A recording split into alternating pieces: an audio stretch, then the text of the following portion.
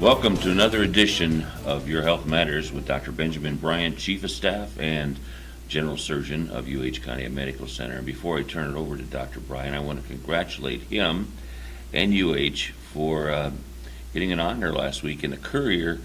It was mentioned that this program that Dr. Bryant started here several weeks ago, actually, received the most likes on the Cable Advisory Board's Facebook page, which means a lot of people are watching. I've been hearing that, Dr. Bryant, so congratulations to you and Conneaut Medical Center. Well, I'll tell you, I'm really, really glad to hear that, because what we try to do with these programs, as everybody knows, is give information that really makes a difference. Mm-hmm.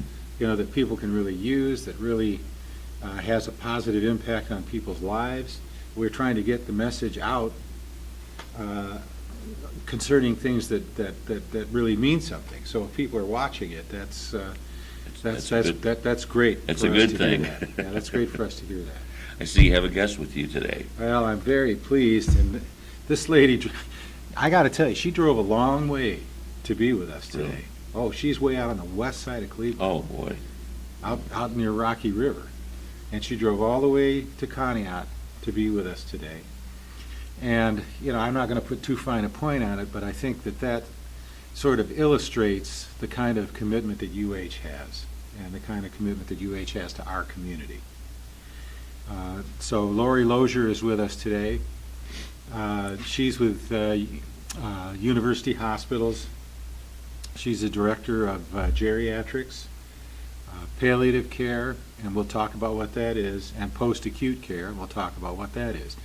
You may recall that at the beginning of December we had Teresa Gierschan, who was with the same aspect of UH care that Lori is, and started to talk about what this means, what this is, and what it really means to people. And Lori's going to pick that up and go into a little bit more depth today. Why don't you start off, Lori, if you can? We'll go into the different components of this program. What is geriatric care? So geriatric care is the care that's focused on the older adults and the needs of older adults. As we get older, we have a lot of chronic illness that goes along with that, and we have other aspects of our life that begin to change. And so geriatrics works and focuses on those geriatric syndromes. Part of that is also making sure that people have comfort and are experiencing a quality to their life. And that's actually where the palliative care piece comes in. Yeah, these are not separate. These are all sort of mixed together. Correct. So. There's two sides to palliative care, and one of which has to do with communication, advanced care planning, all the things that people need to talk about as they get older. And so geriatric physicians, nurses, nurse practitioners, they're all trained in how to do this. There's another component of palliative care that has to do with symptom management, which is different. But what we're going to focus on today is the piece of communication, because that's something that as a society we don't do a really good job of talking about. So when we talk about palliative care, we talk about the fact that people need the knowledge and the information to make decisions about what is important to them in terms of their health care. The reason we're starting to hear more about this is it's the newest form of subspecialty of medicine we have in our country today. And so because of that, a lot of folks don't understand what it really is. When we look at where we've come as a society, back in 1969, Dr. Kubler-Ross wrote a book called On Death and Dying. I remember when that came out. Absolutely. We all studied it in school. Which dates me. It dates us all. And in that book, she wrote, we live in a very death-denying society. Mm-hmm. We isolate both the old and the dying because we are fearful of our own mortality. And so here we are in 2016, and nothing has really changed. Which is a sad commentary. Absolutely. Although it's being forced to change because everybody hears, okay, you know, the aging of the population, you know, the boomers are getting older now, and the average age of the population is increasing. So it really is, you'd have to say it's irrational, really, to not address these kinds of things, which have so much impact on the lives of an increasing number of people. And we particularly feel that out here in our community because we have a lot of senior citizens in our town. Mm-hmm. I mean, that's just the way it is. That's just life. And I think what's happened in our society is that we don't want to talk about it. And when I say we, I don't generally mean the older adult. You know, the older adult generally is willing to talk about what they do and what they don't want in terms of their health care. But when the 85-year-old mother says to her daughter, when I get sick, I don't want to die in a hospital, and the daughter's response is something like, "Oh, Mom, you're never going to die," shuts down the conversation. That's right. Because it's us who doesn't want to talk about it. Well, see, whether that's right or wrong, or whether that should or shouldn't be, it's real. I mean, it's.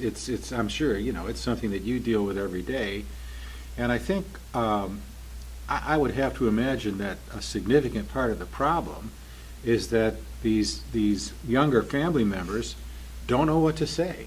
Right. And they don't know how to find out. They have no guidelines. They have nowhere that they can turn to handle this very emotional, very difficult subject.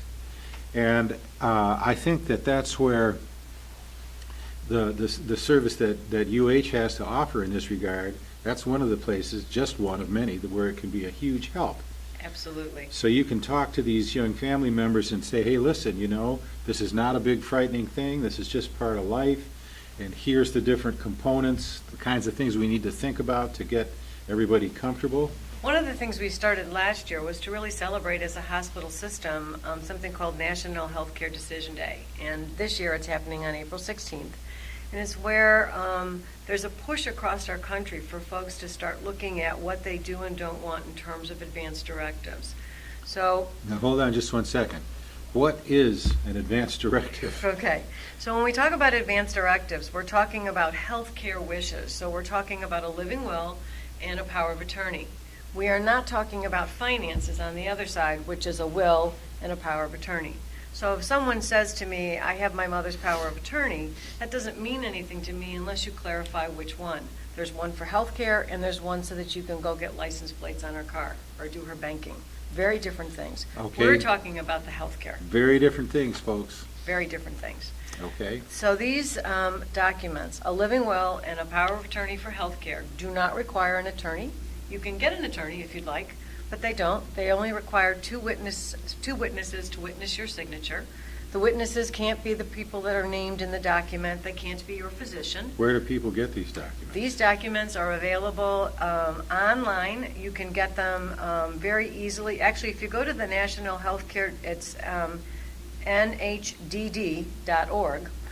nhdd.org. Thank you. They have actually every single state in the nation. So if you live here in Conneaut and your mother lives in Pennsylvania, you can get the Pennsylvania ones to take to her. So you get these forms. They're free. Okay. And they essentially, the living will is your voice. So it says what I do and what I don't want in the event. Is it pretty easy to understand? Very easy. Unfortunately, in Ohio, we have made them a little more legalese than we would like. But you essentially put your name on there. You talk about what you do and you don't want. So, like, for instance, you could specify in there, there's a specific section because feeding tubes is a big issue in our country. So there's a specific section pointing that out, and you can check your box and initial yes or no as to whether or not you may want that. But it essentially says that if it comes to the point that I'm unable to speak for myself, and I am in a terminal state, that this is what I would like done. So it doesn't come to life until those things occur. So even though I fill this document, which I filled my document out years ago, in the event that I end up where I cannot speak, I grow old and get demented, I get hit by a car, I suddenly can't speak, then that becomes the document. Otherwise, until then, the healthcare professionals are going to speak to me. Okay, now, folks, think for a second how much of an enormous help this can be, okay? these are the kinds of issues, and if there's no advanced planning and you don't know what people want and they haven't said what they want, there's just tremendous anxiety and confusion. Mom wouldn't want this, Dad would want this, and it can lead to terrible confrontations within families. This is no joke. I mean, in healthcare, we see it all the time. So, Lori, it seems like it might be very helpful for the person who's making out the living will and the family member or members who might be involved to sit down and do that together, because that will structure the discussion. Absolutely. So one of the things that I recommend to folks is, again, there's something else online that's available, and it's called The Conversation Project. If you just Google that, you will get to their webpage. They have videos, which are very easy to understand, that explain and have you start thinking about things that you would want to think about. So when patients aren't sure what their choices are, they're really not sure what they should be even thinking about, this is a place to send them to look, to think, to sit down and have a conversation with their family, and then go back to their physician and say, you know, I've given this some thought, and I think if I ever get to whatever state, I would prefer that I not be on a ventilator, or whatever it is your wishes are. The Conversation Place? The Conversation Project. The Conversation Project. Folks, write that down, The Conversation Project. And if you Google that, you'll find the website. I can tell you, I didn't know about this until just now, and if there are videos, showing people actually going through this process, that is, you can see how helpful that would be. Absolutely. Then you understand how it works, and you know, like anything else in life, when a lot of the uncertainty goes out of it, it becomes much more manageable. Absolutely. So the other piece to this is something called the power of attorney for healthcare. And the reason that that is really important is that there will be decisions, there could be decisions that need to be made when I can't speak for myself. And I need to be able to say who the person is, who I would want to make those decisions. And you pick that person because you know that person's going to do what you want. It's not what they want, it's what I want. So in my case, I've chosen my husband because I know that he knows exactly what I do and I don't want. The person you pick also knows and has a copy of your living will. So it's all very clear about what you do and don't want. So in the event that I end up in the hospital, my husband will answer questions based on what I want. What we don't do really well in healthcare is ask the question correct, because we walk in sometimes and say to the husband, or the wife is the patient, what do you want? Well, of course he wants his wife to have every single treatment known to man because he doesn't want her to die. But if you ask the question to the spouse or to the kids, what would your mother want? Everybody knows that answer. There's generally no fighting. Mom would never want a feeding tube. Mom would never want to be on a ventilator, or whatever those items are. Now, folks, what Lori just said is extremely important, and unfortunately, you may run into a situation where you're in this process in the hospital, and somebody walks in, a nurse or a doctor, somebody walks in and says, well, what are your wishes? What you say to them, you can look them right in the eye and say, well, you know, it's not really what my wishes are, it's what Mom's wishes are. Correct. And you can say that. Absolutely. And that would be very helpful if you did say that. And actually, the provider, the doctor, the nurse, whoever, would be very appreciave, because that's really the question they're asking. That's we right. just don't always ask it They won't get correctly. mad if you say that. They'll be grateful if you say that. Lori, you made a good point earlier about the children, the younger people, not being able to accept the passing of someone, a parent. Mm-hmm. And I've seen that. We've all seen that. Yes. How do you really convince them, or are there times where they're not convinced and they just go on and do not realize the reality of what they're facing? I think, again, this all goes back to conversation. So one of the things the Conversation Project really focuses on, and actually that I quote to people every time I talk to them, these conversations should be at your kitchen table. These conversations should be in your room if you're in a nursing home. These are not conversations to be having in our ICU or in our ED. Right. Because emotions are so high at that point. That's a horrible time to have people think. They can't think, they're too emotional.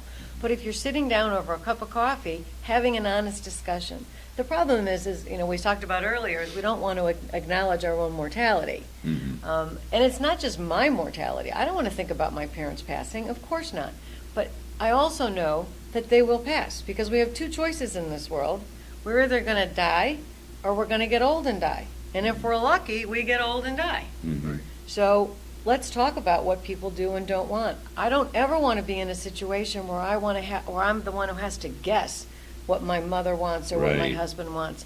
I don't think anybody should have to be in that position. It's a terrible position, folks, and it happens every day. Absolutely. And because when the older adult, and again, as he mentioned, I focus a lot with older adults, but any adult, when they want to have these conversations, the person on the other side isn't always receiving to them. So the great thing about the Conversation Project, it helps you as a person figure out how you kind of start this conversation at home at the kitchen table, and it also helps you how you're going to have this conversation with the physician.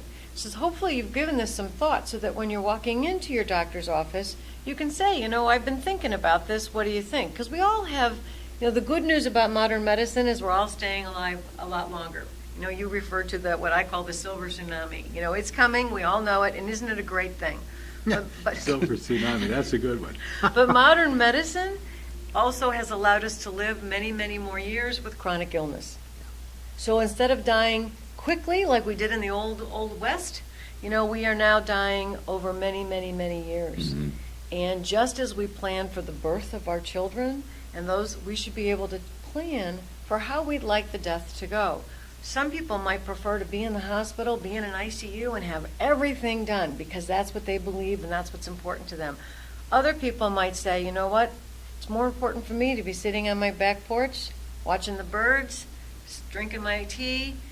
I don't want to be tied to all the medical treatments if I know I have a limited amount of time. But you can't. You have to be able to have an honest conversation, and that's what people have a hard time doing. Go ahead. Excuse me, Doc. Go ahead. And Dr. Bryan has told me this before. Your job his job as a doctor, and nurses have told me the same thing, is to prolong life and do the best you can. But I was telling somebody the other day that I was going to be doing this interview with Dr. Bryan and you, and they had a question they wanted me to ask, and it was kind of interesting. When a person has to go into hospice, is that the end of the chapter there, or the end of the book, the final chapter, or are there times where they can continue on and live? So in order to be, palliative care and hospice are different. So when I try to explain this to people, if you think a big circle and call it palliative care, Okay. inside this circle is a tiny circle called hospice. There is nothing that hospice does that's not palliative in nature. They're all about comfort and care. So when I describe, if you know anybody who's had a family member, or if you've had a family member in hospice, there's a certain sense of relief and comfort, and you're not alone in this, and they just walk you through this whole emotional road really well, because that's what they're skilled in, okay? There's other things they do medicine-wise and stuff, but in terms of that feeling, palliative care is that feeling. And so what we're saying in America today is, we've done a great job of trying to cure disease. That's what we've done. We've done a terrific job with modern medicine. Perhaps while we're curing disease, we should be providing comfort and quality along with it, like on the same trajectory. Instead of what we've done is curative disease, very last moment, let's throw in hospice, sometimes 12 hours to the end, right? Right. So why do we do the care and comfort and support at the last hour as opposed to during the whole trajectory of the disease? So to go back to your question, hospice is for end of life. By the time when you're signing up to hospice, there are signs to tell the physician that you probably have less than 6 months to live. But he will probably tell you that there's no glass ball here. That there are plenty of times when people suddenly have a remission that you just did not expect. It's true, sure. And when that happens, you come out of hospice. Hospice is a benefit. So if you think about this, managed care. So hospice came around in the 1960s. And back then, we didn't have managed care, right? Mm-hmm.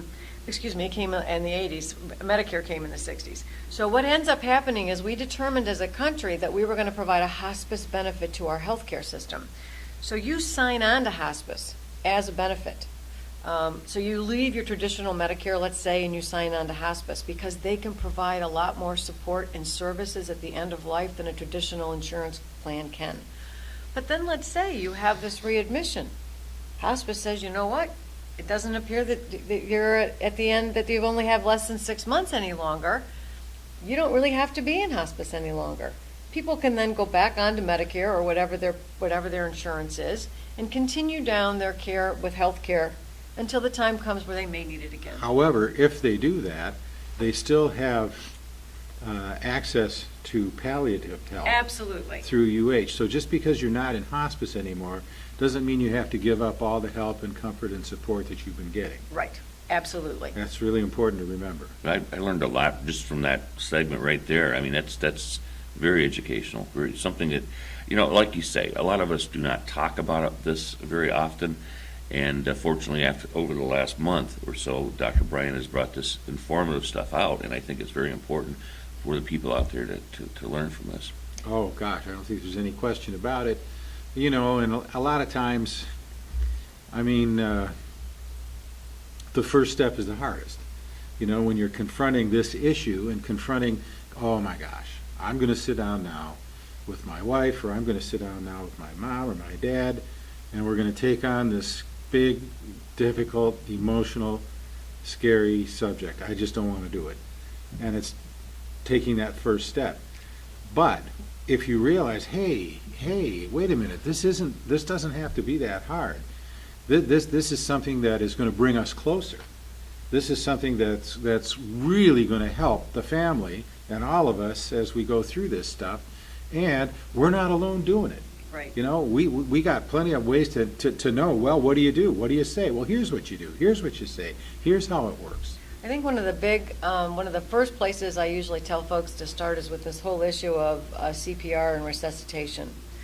That's a good place to start. It is a very good place, and the reason for that is that most folks get their information about medicine, unfortunately, from the TV.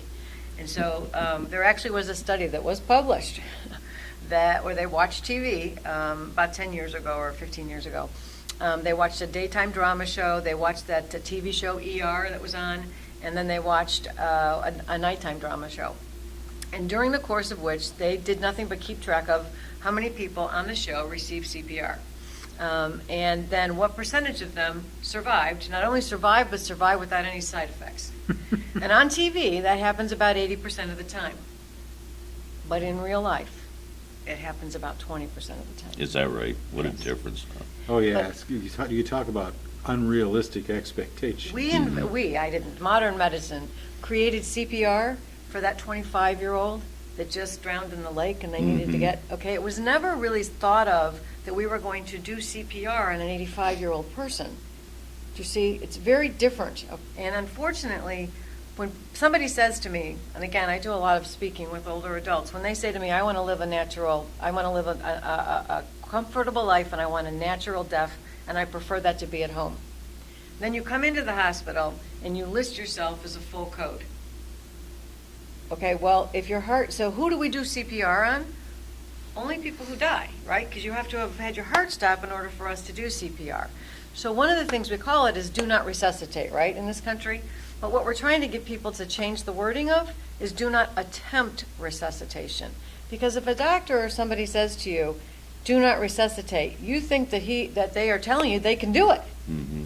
They're going to attempt it. And we already talked about the fact that most of the time it's not successful. This especially is as we get older. very, very important, folks. Very important. And Lori, here's a person, they've lived a good life, they have a good family life, they have maybe one relationship, maybe more that are good, but, they've got chronic illnesses, they're not able to think as clearly, they can tell that the light is dimming, okay? And they want to have a dignified passing, a comfortable passing, They don't want to pass in a situation where they got tubes and wires and all of this stuff and beeping all around them. They don't want that, okay? And so they have these conversations, and everybody understands how much sense does it make for a person who's thought that through to come into the hospital and want to be listed as a full code. Right, How much sense does that make, folks? right, none at all, none at all. And again, there are, and, you know, again, you can look online if you would like, but there are actually videos online. They're starting, so typically when a code occurs, somebody's getting CPR, they ask all the family members to leave the room, so it's just the medicine teams in there. So you don't get to see what happens. However, if you ask anybody who has done this on an older adult, they will tell you that it is incredibly difficult because you are breaking ribs while you do this. That's right. And it is, Don't sugarcoat that. This is a rough process. it is. And so one of the things they've done in a somewhat gentle way is actually somebody allowed it to be videotaped in an attempt, and again, in an attempt to teach the public that this is not what you see on TV. This is not 1, 2, they wake up and have dinner. That is not the process. Not at all. Elderly people, you know, one of the things that happens as people get older is that their bones thin out, okay? And their bones don't have the strength and elasticity that they did when they were 25. You can be 25 in your mind, all right, but not in your rib cage. Yes. Okay? And CPR, I mean, when that takes place, the compressions to the heart are vigorous. You have to really compress the heart to establish the blood flow. I mean, you have to squeeze the heart hard enough to force blood out of it. Okay? That's a lot of pressure. And when you're doing that on an elderly person, you are going to break their ribs. Yes. You can feel it, you can hear it. I mean, Yes. you know, and if their heart rhythm is such that they have to be shocked, okay, when you apply the paddles and apply the electricity, folks, that is not a gentle process. Right. That is a very violent process, okay?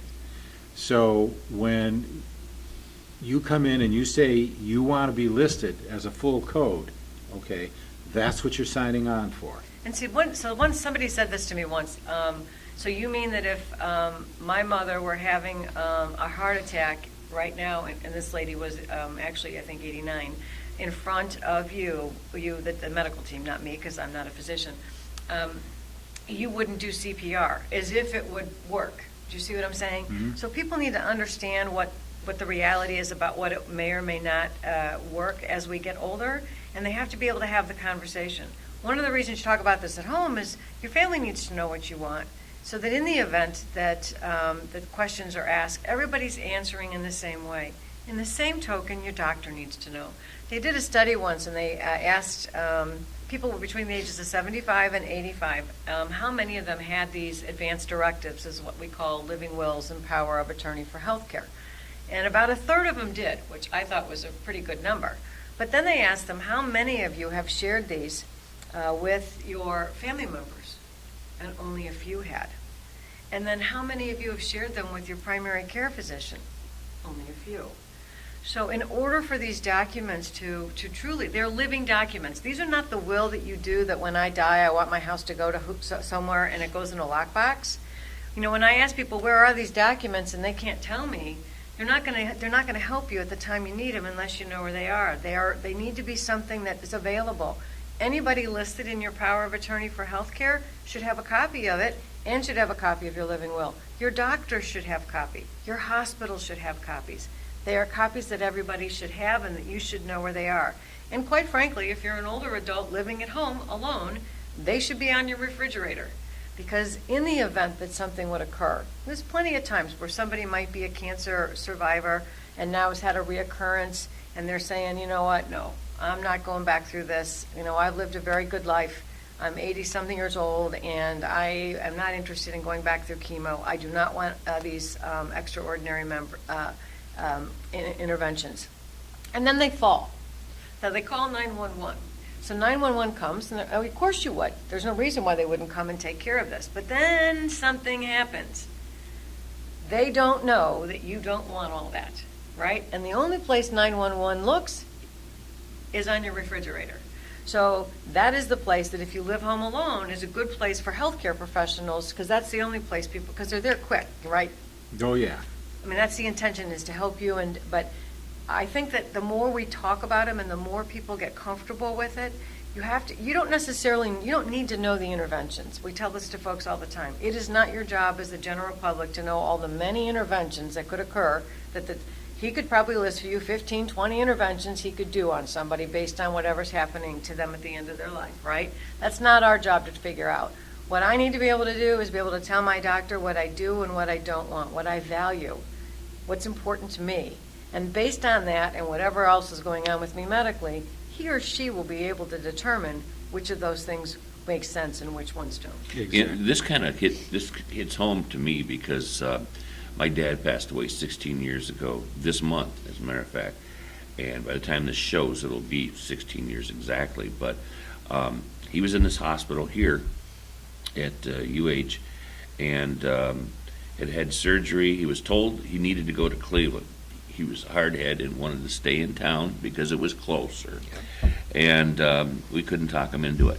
But my point is, we never once discussed any of the details that you've brought out today. Mm-hmm. And it came to be that he went into what I think Dr. Namey, who was the doctor who worked on him, called Code Blue. Is that the final? That's the full code. He's Code. talking about when you're doing this. Yeah, right. yeah. Mhm. And Dr. Namey almost brought him back, but he apologized to me. It was so weird afterwards, and I interviewed him since many times. He said, "I apologize. I almost had your dad back, but I couldn't do it." And I understand. He tried his best, but like you say, it was explained to me afterwards by some good friends, and Dr. Bryant hit it. It's not a pretty thing to go through. It was very violent, and it was very tough. There was an incision made and that sort of stuff. Oh, yeah. So, Oh, yeah. but I certainly, to this day, worship Dr. Namey because he certainly tried, you know. Mm-hmm. And I think, so the other thing we talk about, folks, is that every time you change a level of care, so you might be in the hospital and you might be home, hopefully you're home, and you've determined what you do and you don't want in terms of, there are people who say, I don't want to be hospitalized again. Mm. Keep me comfortable at home. That's okay. Whatever those decisions are. But then let's say that somebody, that's not what they said. They'll go to the hospital, they'll do IV antibiotics, but they won't do a full code. Okay. They get into the hospital, and then something else happens. The hospital, the medical team finds that there's another disease or there's something else going on. So at the time you're going back home, so you're changing levels of care. So every time you change that level of care is the time to go back and look, because what you thought you would be okay for you 6 months ago or a year or 2 years ago may not be really what you want now.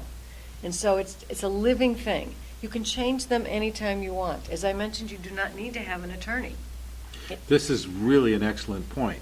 I mean, you if you look back, you might say, gosh, I don't look at things the same way I did 6 months ago. Just in general. Right. Are you the same person that you were a year ago? Right. Have you had no experiences at all of any kind in the past year? No, you've had a lot of experiences in the past year, and they change us subtly, sometimes not so subtly. I think what Lori is pointing out in a very helpful way is that the document can change too to reflect. Yes. So it's not something that, okay, we've gone through this, we've done it, we've got it now. That's great, but that doesn't mean it's frozen. Right. You can modify it, and should modify it if the way you feel about things. And it's all about what your goals are and what your values are. So sometimes you might find somebody who is willing to go through everything, regardless of the burden of the symptoms that go along with it, because they just want to live long enough for their granddaughter to be born, Mm-hmm. or for their daughter to get married, or for whatever. That's their goal. That's what's important to them, and that's what the healthcare team will help them get to. But once If that has possible. occurred, they may say, you know what, I really don't want to go through these treatments anymore. Somebody who's been enduring, at the end of many chronic illnesses and suddenly has to be put on dialysis, and you might agree to do it just so that you can make it to that thing that's important to you. You might agree to do it because you think it's perfectly okay and you want to do it all the time. You may choose never to go on. It's all based on what's happening with you and with your life and what's important to you. What are your values? Man, that's good stuff. It's amazing. See, this is what it's all about. Yeah. And this is what we should be doing. And I really have to say that it's such a welcome thing particularly for those of us who live in smaller communities, to have access to a system where these kinds of things are a priority. These are very, very humanistic things, okay? And where these are a priority and where there's expertise and support. So people out there, I hope you're getting the idea that this is not a big, scary process. I'll tell you what's big and scary is if you get thrown into the situation with no preparation. Yes. That's no fun whatsoever. I've seen families torn apart. Yes. And they don't go back together again after something like this. You don't want that. Well, I always tell people that the most functional families become the most dysfunctional in an ICU. Oh, boy. Because it is incredibly emotion. And actually, if you think about this, your brain thinks very differently. When you're thinking in terms of your intellect versus thinking in terms of when you're emotional, it's very different into how you react to things. And so if you're in this state of emotion, it's really difficult to make rational decisions. And so that's why we're really trying to stress that folks start talking about this when they're not in those situations. One of the things we did at UH this past year is start to work on palliative care specialists, meaning physicians. They're fellowship trained, nurse practitioners, Wow. they're certified. Wow. Yes.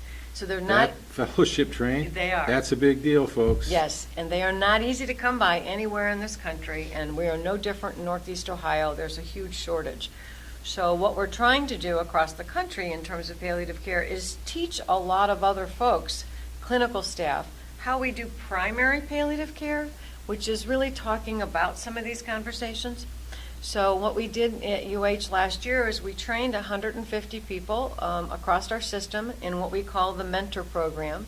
And these nurses, mostly nurses, social workers, and a few physicians, were actually trained on some basic elements of having conversations with patients and families. But their goal is to go out and train other people that they work with every single day. So there are people who are pretty comfortable, like me, in having conversations with folks. And so if I'm a mentor, I take somebody with me who's not done this before so that they can watch me do this, so that they can do it with their family, with their patient's family the next time.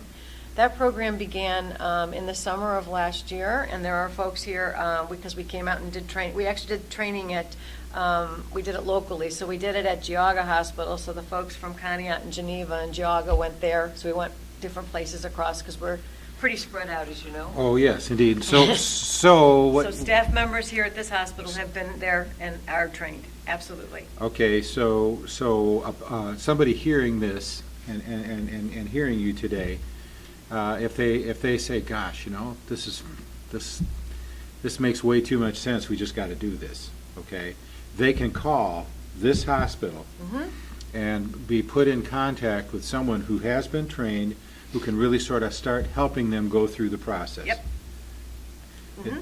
So they have both, as I said, the nurses and social workers from mostly, and around here, I believe that's pretty much what we train. We may have trained a nurse practitioner or two. But if you were to contact the social work department of the hospital, case management social work department, they'll know who to get a hold of. Nursing department knows too, but they're probably a little easier to get a hold of the. Yeah, all right, so there it is. Yes. I mean, if you call the main hospital number, you can ask for the social work department. Hello, UH Conneaut Medical Center. Yes, I need to speak to the social work department, or I need to speak to the nursing department. Right. And then if they say, well, what is this in regards to, you can just say palliative care. That's all you have to say, palliative care. I want some guidance with palliative care, so I need to talk to the person who knows how to do that. That's all you got to do. You can, and I don't. That's great. If you ask, the folks here will know. In some of our hospitals, they're using the chaplain has been trained as well, and we'll sit down and do the living will and durable power of attorney forms for health care with folks. So we're trying to train as many folks as we can in understanding what the resources are for this, so that we can get it out to the public. We're also trying to connect with our community nursing homes, Because if folks live in a nursing home, there's resources right there. So how do we train the staff there to know how to do this and to know where this information is so that they can help the residents of their nursing home as well? That would be a very important place to have those kind of relationships. Mhm. Yeah. Mhm. Yeah. So I think one of the things you just heard is that, okay, you want to sit down at the kitchen table and do this. Well, you don't have to even do that alone. Okay? I mean, you can have someone who's trained in this sit down with you to go through the process with you. Mhm. Then sometimes people don't like that, but most people do. Most people, if they have access to somebody who knows the game, who knows how you do this, who knows the ins and outs of it, who's very familiar with it, and who has a sense of comfort with it and a sense of matter of fact, this is just what you do, then it gets a lot easier. Yes. So you can set that up and have that, have somebody help you do this. Right. Through the hospital here. I think it's a very important thing for us in our entire country. We've been talking about the way in which we deliver health care in America, and years ago we didn't ask our doctors questions. That's just how it was. The doctor. I always say that if I asked my grandmother why she was taking this pill, she'd say, "I don't know. The doctor told me to." She has no idea. You get down to folks that are my age, and the doctor wants me to take a pill, and I'm looking online to see why I got to take this pill. And so you get the younger generation coming through who's saying to the doctor before they walk in the office, "I've been on WebMD, I think I have this infection, and I think I want that antibiotic." So we in America have really changed into how we want to have our health care, and that we want to be a part of it. In the past, we weren't. It was given to us. We weren't a part of it. And what we're saying in America now is we want to work with the medical staff. We want to know the information so that we can make decisions and that we can do what's best for us. It may not necessarily be about living as long as I possibly can. It may be about, I want to live with the best quality of care, with the best quality of my life, not necessarily quantity of my life. Man, I learned so much today. It's amazing how many scenarios you mentioned that you see in life, and you take it for granted. Mm-hmm. And the mom that wants to see the child graduate or get married, it's so real out there. And that's exactly, that is the focus. I could go case story after case story, but I go to several different of our hospitals, and there are plenty of stories of folks who have a reason that they're doing. Sometimes somebody will say, no matter what happens, I want you to do everything. Okay, well, my first question is, what does do everything mean to you? What is the goal? What are we really trying to get towards? Because usually there's a reason people say that. Mm-hmm. It's not that I want you to put every single tube you can and every IV you can in me. It's not because I want that. It's for Right. some reason. And generally it's because there's a goal out there, or there's a fear out there, or there's something. And that's what Sure. you need to get to. Sure. Okay. Sure. Excellent. Okay. Well, folks, you just got a tidal wave of information here, which is good. I think maybe we can sort of summarize that this is something that is definitely in your interest to take hold of. Okay, rather than put in the back room, this is something to realize it's going to happen, and to start making the preparations for it. Lori has gone into lots of different ways in which the process gets easier and easier, and you get supported with it. And you know that you can tell by now, I think that UH is really committed to this. It's a huge public service. It's a huge service to families. There are people within UH who have been trained that are here in this hospital that you can call and get the process started. Mm-hmm. And just remember how much easier and how much nicer this is going to make things for everybody as you go through this. Because you got two choices. You can either go through it prepared, or you can go through it unprepared. Those are your only two choices. Yes. All right. Well, Lori, gosh, I can't tell you. It's just, it's so incredibly generous of you to drive all the way out here from west of Cleveland to be with us this morning. My pleasure. To give us this crucial information. Absolutely. Great job. Thank you very much. You job. can tell it's a passion of mine, so Well- I'm very happy to be here. Oh, that's great. Okay, folks. Until the next time, I'm Pat Williams, Dr. Benjamin Bryant, and Lori Lozier. Lozier. And we'll see you next time.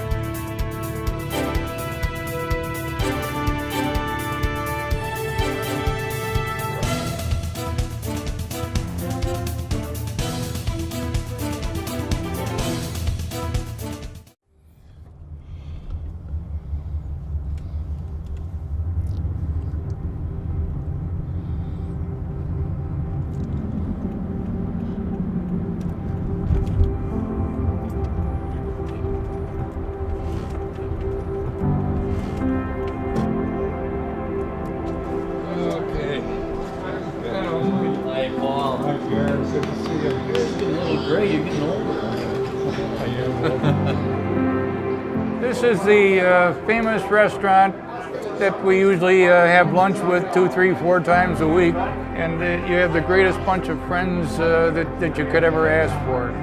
It's the epitome of Orchard Park, New York. It's just a wonderful, wonderful bunch of people that will do anything for anybody. Now, Paul has been pretty adamant about his whole setup here. He's got this all lined up. And Scott Beeler, I guess, is going to do the eulogy. And I'm supposed to sing at the function. That's not going to be easy because Paul and I go back 50 years. What he wants me to sing is Danny Boy. And let me see if I can do my best right now with this recording. Oh, Danny Boy, the pipes are calling.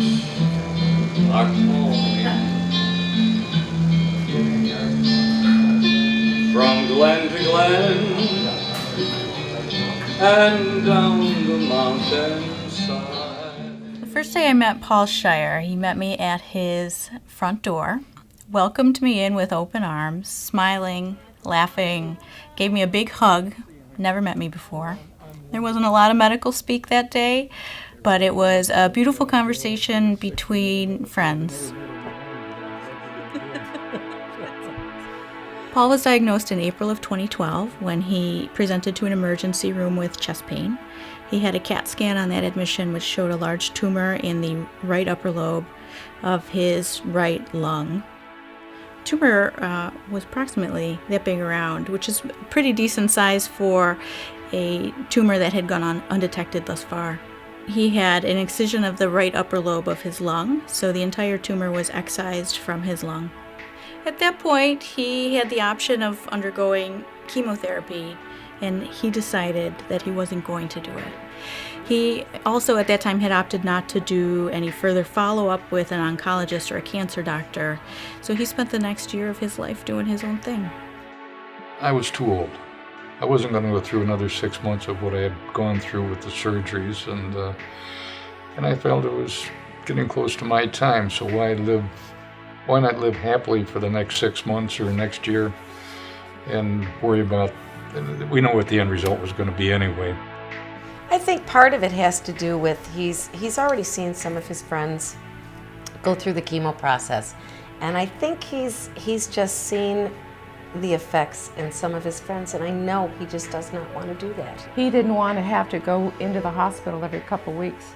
He didn't want, if he ran a fever, having to be in the hospital for 48 hours or so minimum. He just didn't.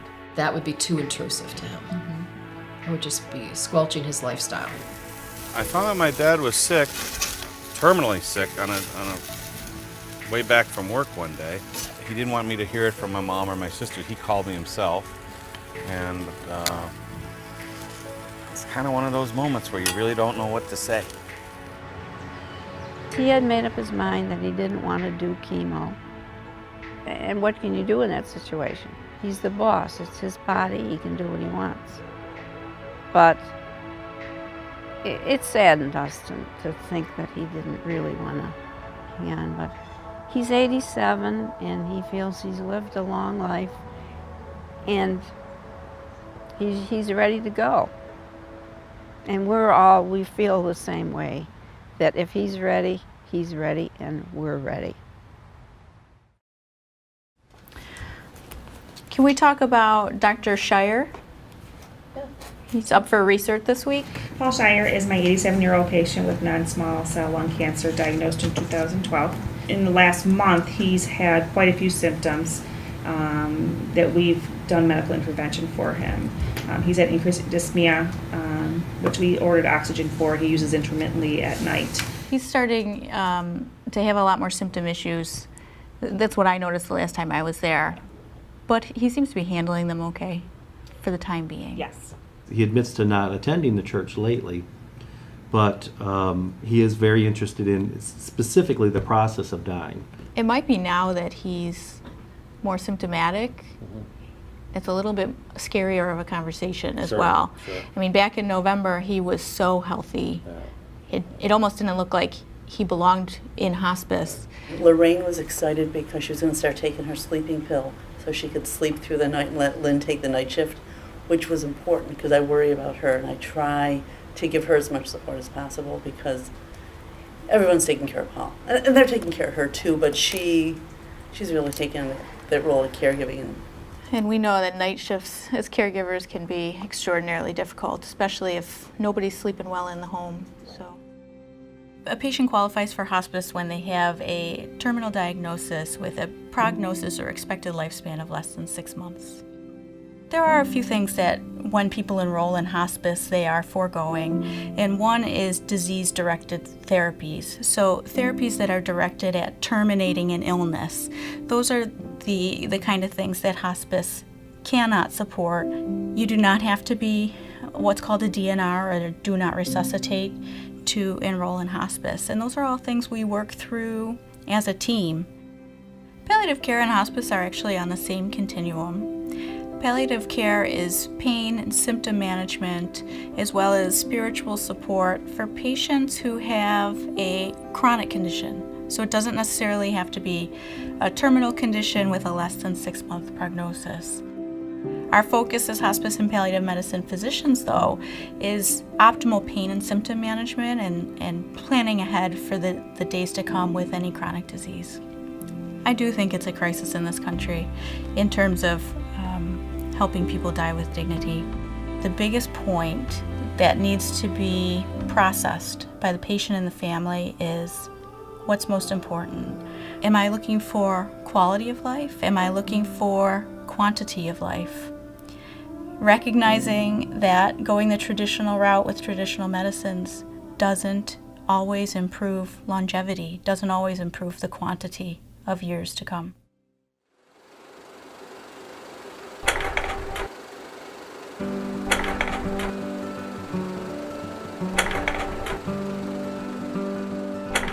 I thought he was very handsome. We just seemed to hit it off, and somehow I must have asked her if she'd be interested in going out. We had no money. We didn't have anything. 1 bedroom for the 5 of us. We had to share the bathroom with the neighbors, and the kitchen was only wide enough for Lorraine to walk in, and she put up with that for 3 years. 62 years. 62 years. Next month. I wanted to be a dentist from a little kid up. I was always interested in helping people too. I enjoyed that very much. He's very caring.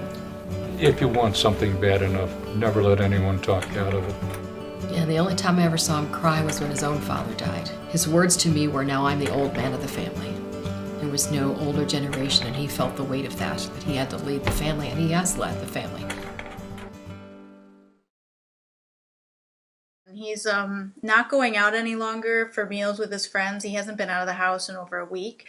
And that's partially because he is more short of breath and partially because he's less ambulatory. For example, he took a fall in his home the other day, which has significantly weakened him.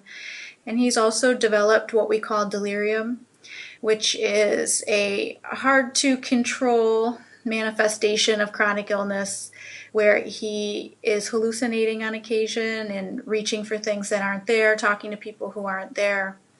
Those have been the major changes, but his breathing is really significantly worse. I accept the whole procedure. I'm ready to meet my maker. But my family has been, what I put them through, it's been tough. Certainly, this is a very difficult time for caregivers. Children especially, who are seeing their parents fail. Real life doesn't stop. The real world doesn't stop, even though we're experiencing something so profoundly difficult. The bills still need to be paid. The groceries still need to be shopped for. The laundry still needs to be done. The kids need to be run to school and picked up from school. Their sports schedules don't stop. So there's a lot of families that are feeling torn between helping the nuclear family and helping their parent, and also being the number one provider for their families. Figuring out when to come up here was pretty tough. I keep saying don't worry about the money, but I'm worried about the money. Yeah. It's my busy time of year. It's not like it's going to crush me, but my focus right now is for my mother. To be there for my mother and my sisters.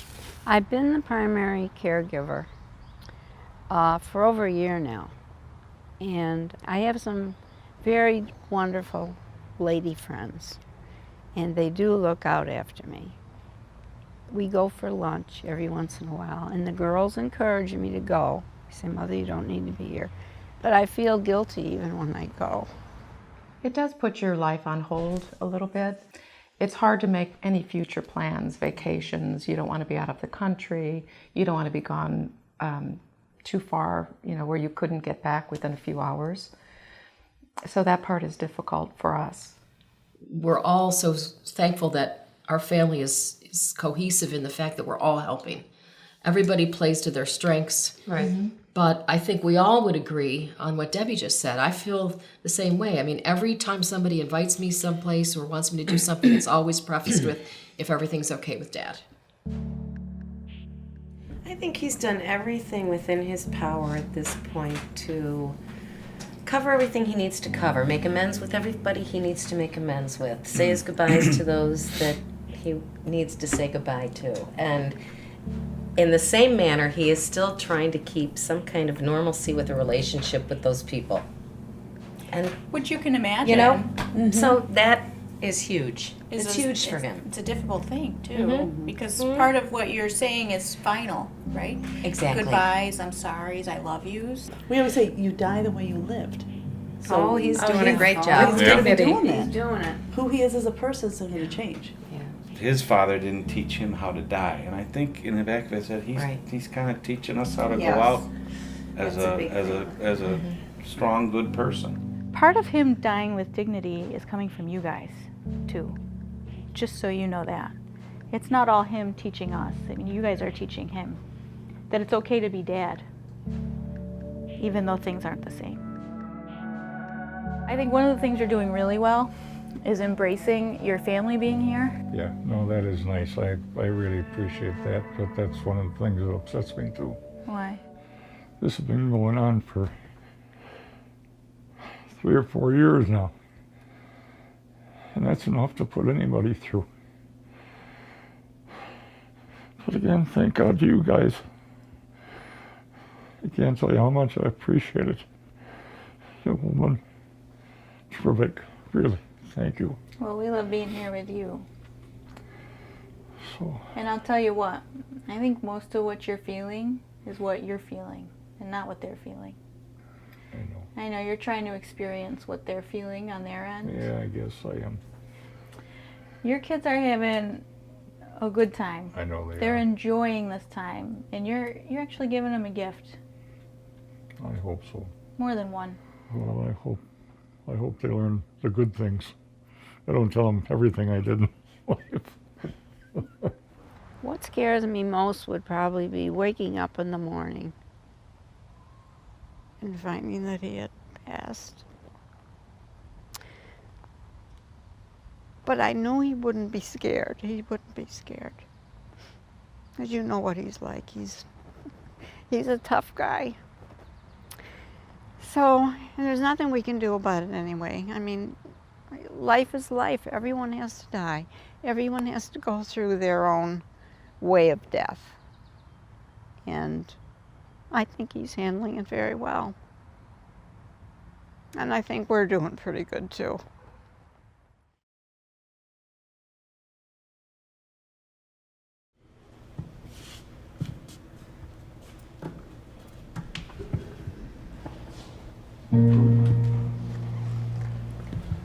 Oh, Danny boy, the pipes are calling. From glen to glen and down the mountainside. You never know how you're going to react to somebody's passing, especially someone who's that close to you and someone who you've cared for. We talked before about people's hopes and dreams change as this process evolves. So initially their hopes and dreams were for a cure without Paul having to go through treatment. And as time progressed, Paul's hopes and dreams changed so that his passing would be quick and not a burden on his family. And as time evolved, the daughters gradually realized that, they wanted that for their dad. They wanted a quick passing for him. They found that, as people often do, it's harder to watch them stay than it is to let them go. So I think everyone was relieved when Paul did finally pass. And relief is such a common emotion at the end of somebody's life, and it's an okay emotion. I think Paul taught his family what dying is about. I think Paul made it okay to his family for him to go. I think, Paul made the hardest decisions all the way through, from deciding against treatment and in favor of quality of life. Quality of life was his theme all the way through.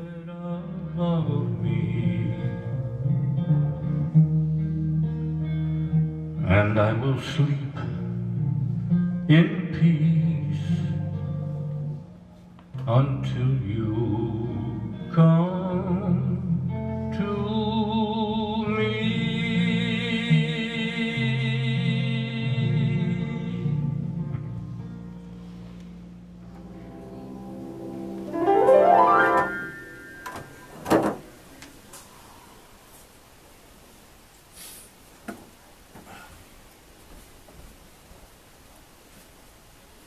Oh, Danny boy,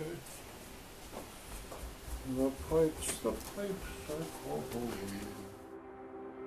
I last saw Paul on Thursday, and most of my time was spent with his family, as it often is.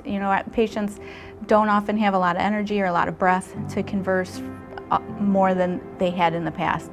Unusually, I woke up with a particularly strong contraction overnight, Thursday to Friday.